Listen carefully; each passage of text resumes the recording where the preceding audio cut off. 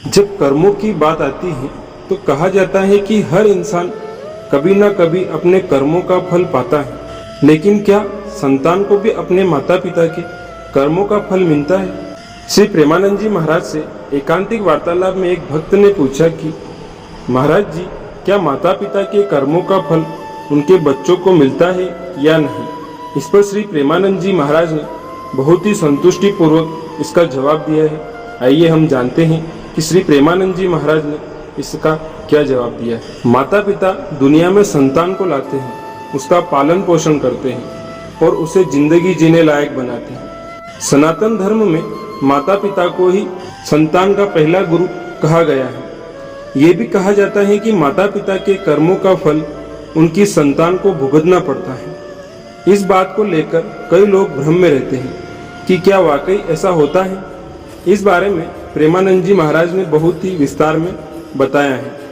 चलिए जानते हैं कि श्री प्रेमानंद जी महाराज ने माता पिता के कर्मों को लेकर क्या कहा। प्रेमानंद जी महाराज कहते हैं कि यह सही बात है कि माता पिता के कर्मों का फल उनकी संतान को भुगतना पड़ता है। स्वामी प्रेमानंद जी बताते हैं कि जिस तरह माता पिता अपने बच्चों को जन्म देते हैं, उसे संस्कार देते हैं, उसे अपनी प्रॉपर्टी और धन दौलत देते हैं, उसी प्रकार वो अपने कर्मों का फल भी संतान को देते हैं।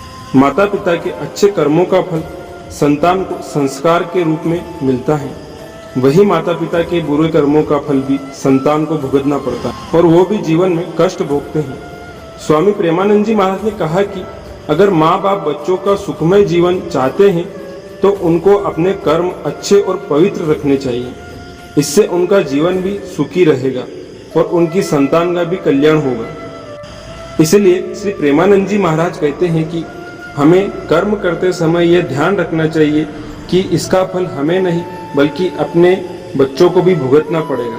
इसलिए श्री प्रेमानंद जी महाराज कहते हैं कि अगर हमसे किसी का अच्छा नहीं हो रहा है तो बुरा भी नहीं करना चाहिए और हमेशा नाम जप करते रहना चाहिए।